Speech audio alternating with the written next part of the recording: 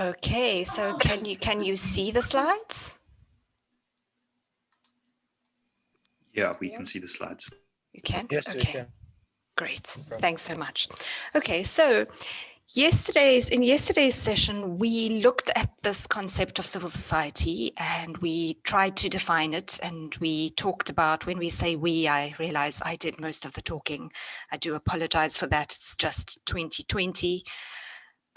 So we thought about defining it, and we talked about why it is a difficult thing to define, why it might not be very useful to define. But we did look at some of the ways in which it's understood from the liberal tradition, in the sense of it being useful for democracy, being useful for development. Then we looked at some of the ways in which it was problematized by the Marxists, and the different ways in which it's understood and the different uses that the two schools of thought put it to.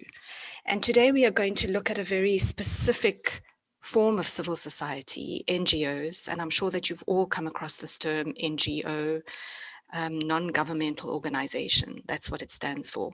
I don't know if you guys have heard of some of the other terms around it, like GONGO, governmental or government organized non-governmental organization. Or if you've heard of an NGI, that's a non-governmental individual. So that's just a taste of some of the critiques that are coming up in this session. So today we're going to look at NGOs. We're going to look at this process of NGOization and some of the debates around what NGOs are, how they fit into development and democracy debates, and how they fit within the civil society terrain. So let's start off with some definitions of NGOs. Organizations that are officially established, run by employed staff, well supported by funding, relatively large and resourced, and maybe international, national, or regional. So that's a widely accepted definition of an NGO. So I just want to share with you, I wasn't always an academic. Sometimes I wonder if I am an academic now, but that's a debate for another day. I started off my career working for think tanks, and I worked also for a couple of NGOs. My experience with NGOs is, I suppose I'm also admitting to a bias here. My experience with NGOs is that you could be forgiven for thinking you were working in the private sector. That's how I felt. It was very professionalized. You had to dress in a certain way. You had to behave in a certain way. There was also a lot of kowtowing to funders, which really made me wonder about the kind of work and the impact. You know, what is the choice behind the work that you do, and what is the real impact of the work? And then there was another thing that was going on quite a bit, what I call the dance for legitimacy. Sorry, could I ask you all to mute your mics? Thank you. So there was also what I call the dance for legitimacy. So NGOs who claim to be representing a quote unquote constituency or representing a community group. And it wasn't always very clear to me if that was the case. You know, there were times when I thought there were community groups who had no idea they were being represented by this NGO. But those are just some of the critiques that we're going to talk about in today's session. And that's also very much my experience of having worked at two quite different NGOs. But yes, so we're going to talk a little bit more about that going forward. So NGOs are differentiated from GROs, which are grassroots organizations, which are understood to be smaller, membership-based, operating without paid staff, reliant upon donor support, and tend to be issue-based. So NGOs operate in a number of contexts and roles. Some have roots in faith-based or charity or philanthropic initiatives. Some, despite the non-profit tag, operate in a corporate fashion. So they have quite hierarchical organizational structures. Others are volunteer-driven and claim community constituencies. Others are only accountable to funders. NGOs have been set up to fill the gaps in the provision of services and provide aid and development. Many NGOs are themselves sites for considerable internal struggles. of politics, positioning, program priorities, and power. So before we continue sort of beyond the definitions, I just wanted to share with you some examples of NGOs. And I'm drawing here from something called the top, I think it's the top 500. Yes, so there's something called a top 500 NGO ranking that happens every year. I don't know if it happened this year. And it's carried out by a media organization called Global Geneva. And what they are trying to do is to highlight innovation and impact on governance. So recognizing that nonprofit has moved beyond charity work and moved towards this thing called public interest. So they try to profile the top 500 NGOs for the year. And NGOs that make this list are varied. I'm just going to talk about 3 of them. I mean, I'm not going to talk about all 500, but just wanted to give you an idea of or a sense of an NGO. So the one that always makes the top list is BRAC. I don't know if you've heard of it, BRAC. It's the Bangladesh Rehabilitation Assistance Committee. So this is an international development NGO. It's based in Bangladesh. It's a really large NGO. It employs something like 100,000 people, roughly 70% of whom are women. And it's 70 to 80% self-funded through a number of commercial enterprises. So what it does is that it says that it has a very unique philosophy towards eradicating poverty. It brings together the poorest people in the poorest countries and teaches them to pool their resources and start their own businesses. So, you know, businesses would be, they've got some chain of retail handicraft stores, dairy and food projects, those sorts of things. So that's an example of one NGO, very huge sort of development and poverty alleviation NGO. Another NGO that I'm pretty sure you would have all heard of is MSF, Médecins Sans Frontières. So that's Doctors Without Borders. So Doctors Without Borders is made up of doctors, nurses, other medical professionals, logistical experts who volunteer their time to solve issues of world health. So they would, for example, respond in a humanitarian fashion in war zones. You would find them in disaster zones. And I'm sure that you've all heard of MSF.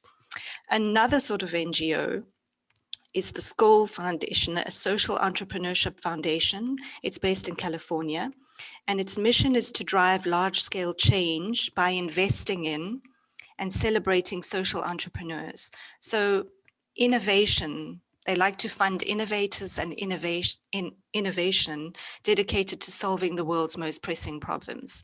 And they have something called the Skoll Award for Social Entrepreneurship. So that's just to give you an idea. You can go and look at that top 500 NGO list if you want to get a better sense of what sort of NGOs are making the list and the narratives around the non-profit being beyond charity and aid, and non-profit in social transformation, and all those narratives about changing the world. A new world order, that sort of thing. So I'll leave you to go and look at that if you are interested. Okay, so NGOs are included in a number of debates and discourses. These include democracy and development discourses, where NGOs are bound up with notions of civil society and social capital in terms of democracy. So civil society being integral to a democracy, social capital, good civicness, building a sort of social fabric, a good civic fabric. So drawing on some of the things that we said yesterday when we talked about liberal traditions valuing civil society. The idea is that lots of NGOs mean a very active civil society, lots of people acting in the civic space and building networks and working together and developing some kind of social fabric, working towards some sort of goal. In terms of development debates, NGOs are bound up with ideas of good governance. So in this sense, NGOs are balancing power, They are developing alternatives. They're also bound up with notions of participation. The idea is that NGOs are nearer to people and communities, and so are better positioned to understand their needs and to respond to their needs. And just generally the development project, NGO carrying out development tasks. So development devolved to NGOs, funding devolved in a way that NGOs will do the development work. We're going to look in more detail at these two now, though. So promoting democracy, in the liberal tradition, the relationship between NGOs, civil society, and democratization is that NGOs, as part of civil society, strengthen democracy through their activities. So I once met a Scandinavian politician who told me that she thought you could judge the vibrancy and the dynamism of your civil society sector just by counting your NGOs. So I thought that was a little funny, because I think there's a lot more going on in the civil society sector than just NGOs, just non-profits, you know, organizations registered as non-profits. I thought that was funny, but I think that's an interesting example of how this idea of NGOs is tied up with the idea of, well, that's proof that you have a very well-functioning civil society. So this reproduces the liberal view that a democracy requires a vibrant and autonomous civil society, and this, which is capable of balancing the demands of different interest groups.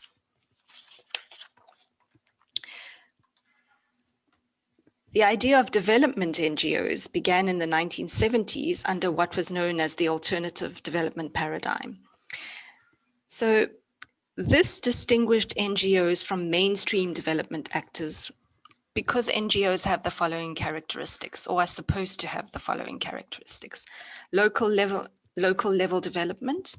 So they are in direct touch with the communities that they are working with, or the constituencies that they are representing, in a way that perhaps local authorities, provincial or national government wouldn't be. Participatory nature. So the idea that these community voices would be heard through the platform of the NGOs. So they provide a voice for the community or the constituency they're representing. Their ideological character. So the idea that NGOs are not really seeking political power, even though that's debatable sometimes, but ideologically they're based on things like equality and social justice. They're working for socioeconomic, they're working on socioeconomic challenges. They're advocating for socioeconomic justice, and the kinds of projects that they do are supposed to achieve these ends. So NGOs were linked to direct service delivery, advocacy, and efforts to promote rights-based approaches to development. And this was supposed to be their strength in this development debate, and the reason that they were so important to foster development. By the 1990s, NGOs were noticed by governments, global institutions, and foundations, increased funding and access, leading to a growth in the size and diversity of NGOs. So there are three arguments for NGOs, the sort of NGO supporters, people who are insistent that they have a very important role to play in democracy and development. The first is that NGOs pluralize and therefore strengthen the institutional area. More civic actors mean more opportunities for a wider range of interest groups who can now have more of a voice, more autonomous organizations to act as watchdog over the state, more opportunities for networking and creating alliances of civic actors to place pressure on the state, perhaps for policies change, for example, to draw attention to corruption, for example. Another argument is that NGOs can work with grassroots organizations that are often comprised of the poor and marginalized, so they widen and deepen possibilities for citizen participation. And NGOs can also represent the interests of marginalized groups within the public arena, campaigning on their behalf and seeking to influence public policy. So the idea here is that if you have marginalized groups that are not usually given a seat at the table, the NGO would be the seat at the table and would open up those opportunities for those marginalized voices to come through. And then obviously their agendas would be taken up, would at least be noticed. And finally, NGOs are able to check state power by shining the light, pressing for change, and developing an alternative set of perspectives and policies. So this watchdog role for NGOs. So this is an allegiance to the normative idea that civil society and NGOs are inherently good things, microcosms of the liberal democratic process. But the complex realities of NGOs, their relationships to the wider social, economic, political, and cultural context, makes it difficult to generalize about their roles. Is it safe to proceed from the liberal democratic normative ideal of the role of NGOs in democratic development? So do they pluralize? Are they watchdogs? Whose interests do they represent? Are they as developmentally efficient as they claim to be, or as we hope that they are? Or should the civil society space occupied by NGOs be seen as a more problematic sphere, a sphere of competing interests across state and society in the ways that the Marxists understand it, or the way that Antonio Gramsci understands it? So arguments from this school of thought note that NGOs actually displace and destroy organized leftist movements. They often co-opt their intellectual strategists and organizational leaders. So examples of NGOs that poach activists from movements into professionalized spaces where action becomes programmatized. So this affects the organic processes. And also when you fit something into a program, it starts to perhaps change because you've set out a program in a certain way, or you've got funding from a certain place that has a certain leaning.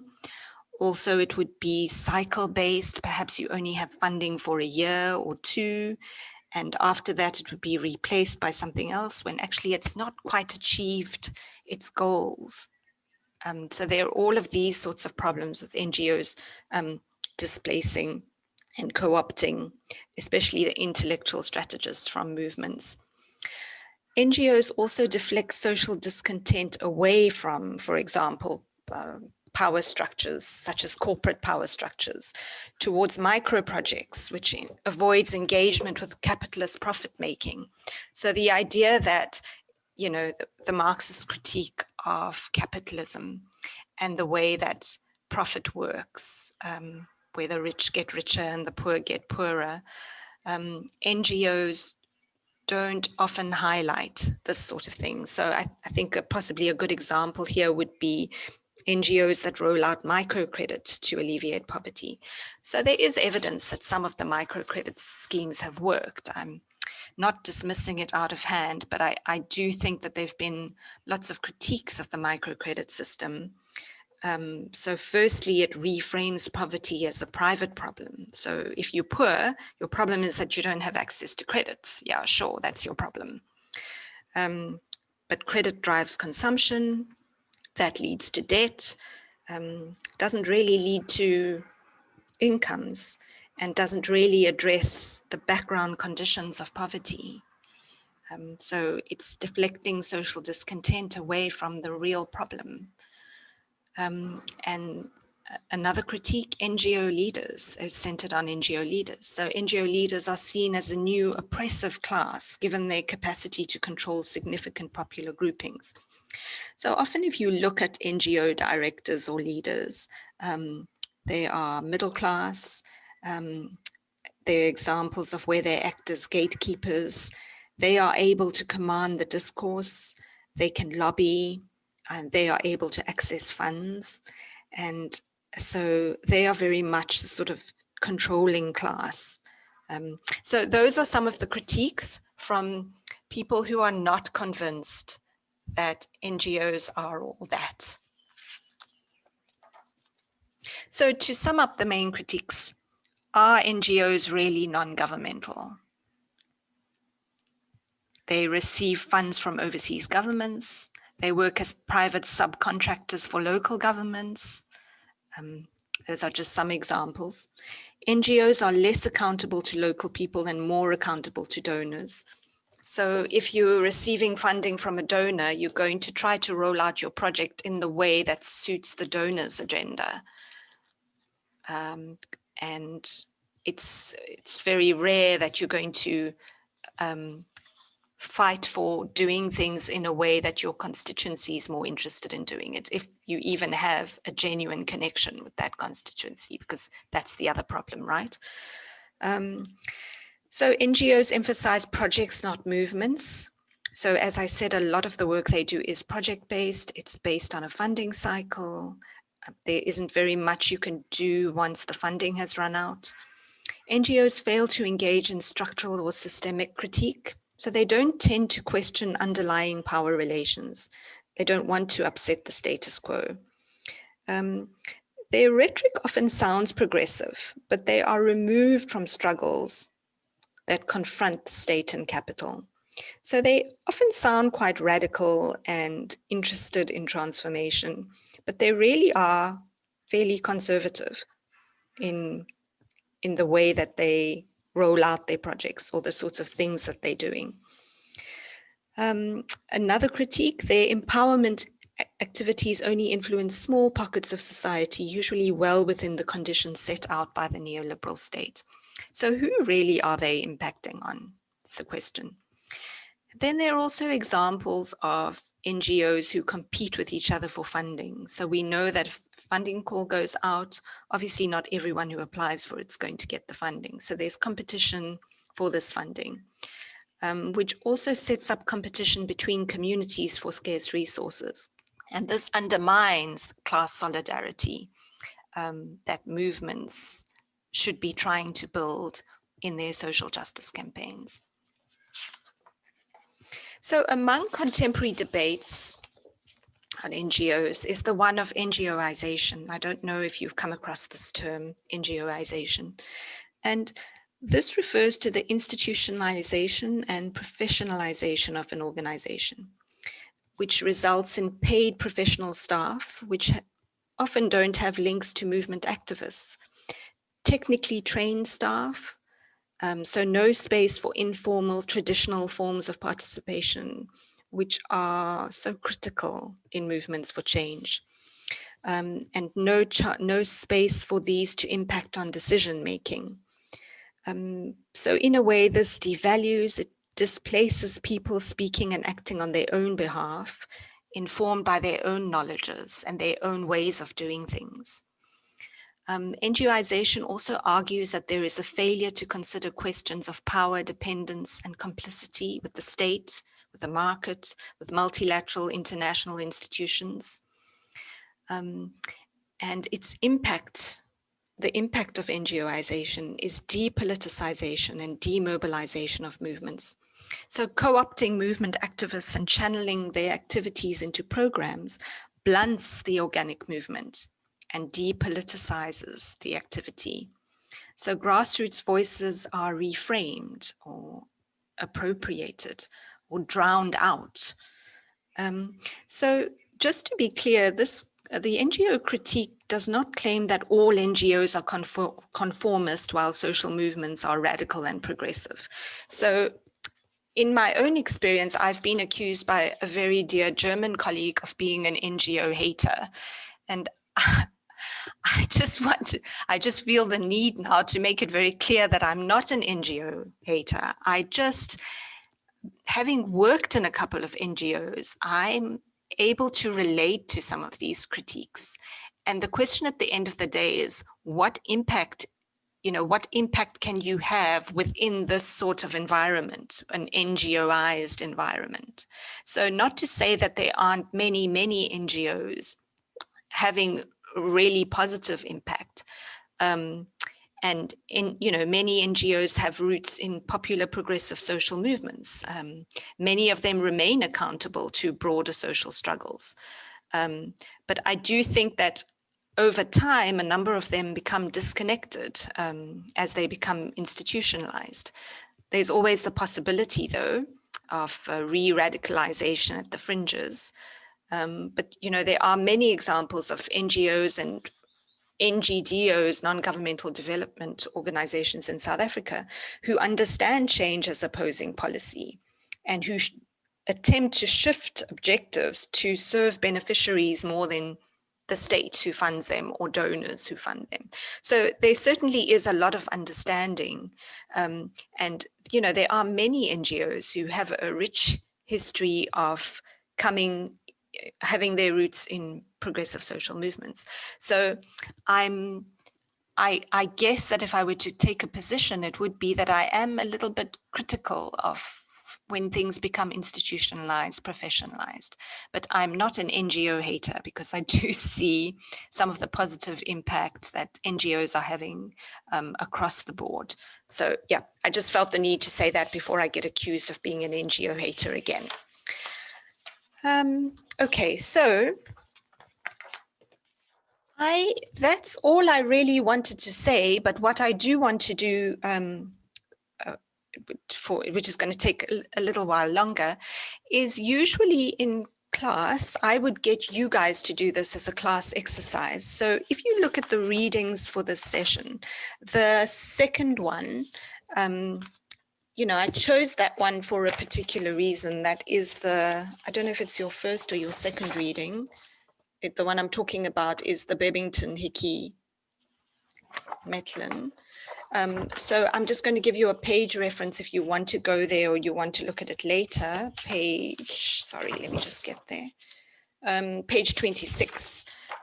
So I think that this reading is quite useful, even though it is quite dated. I do think that the points that it's making on page 26 onwards about so what we've had a good rant about NGOs and we've critiqued them, but how can they contribute to solutions?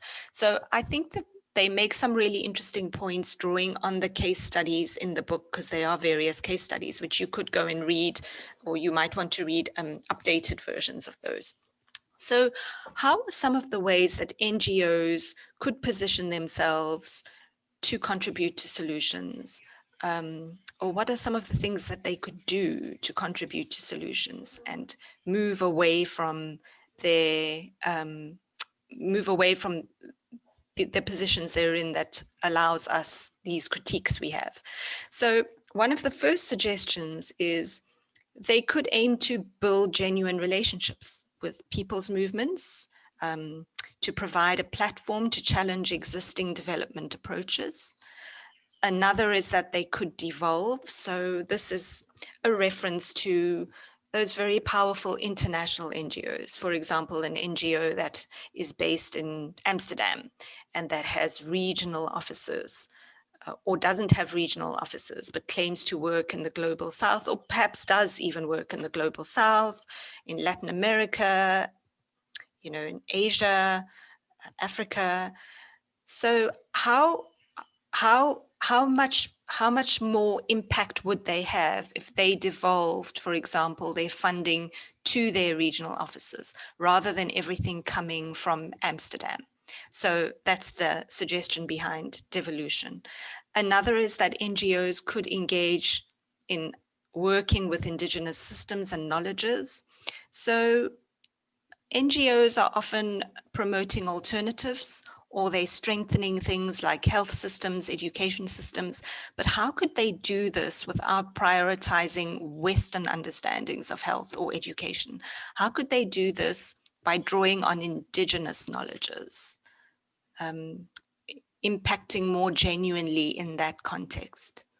Another way is for NGOs to create a new type of politics. So using legitimate development work as a way to engage and resist state action. So using this as a platform to bring about a change in the status quo, to attempt to shake the status quo using these platforms. Another is embracing alternative agendas. So the idea of NGOs putting their money where their mouths are. NGOs should themselves practice alternative agendas. For for example, gender mainstreaming. And then finally, transmitting progressive ideas and practices. So NGOs are very well placed to do this across political spaces, because they often sit with the big funders, they sit in the big meetings.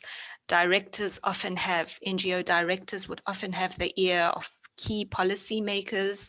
And how could they use this to deepen projects for social justice, you know, even existing projects for social justice that they link with on the ground if they have attempted to build relationships with people's movements?